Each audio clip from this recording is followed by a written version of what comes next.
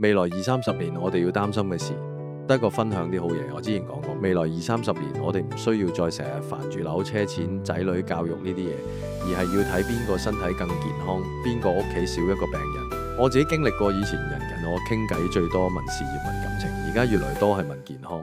如果你想身體越來越好，接落嚟我講嘅說話你一定要聽，認真聽，反覆聽，最好做到。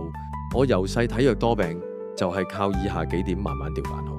第一就係瞓覺，我講過好多次啦，瞓覺係全世界最強嘅補品。身體唔好淨識食人參鹿茸咁補，最緊要係好好瞓覺，因為瞓得好直接影響你健康、身形、情緒、專注力，甚至壽命。夜晚早啲上床，早啲放低電話，睡前可以睇本書，或者朝早逼自己早起，夜晚自然就會早瞓。第二就係吃喝玩樂全部都要精簡，寧少勿濫。有句話我好中意，寧食仙桃一口唔食，難行一籮。喺自己負擔得起範圍內買最好嘅，謹慎結緣。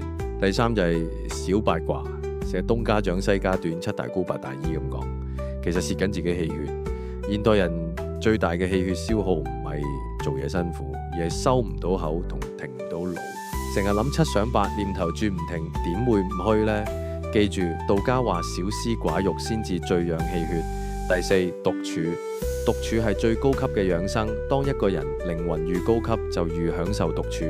一個人工作、遛狗、睇書、睇戲、聽歌、種花，做任何自己中意嘅事，呢個唔叫孤單，係完全接納自己，享受自己嘅精神世界。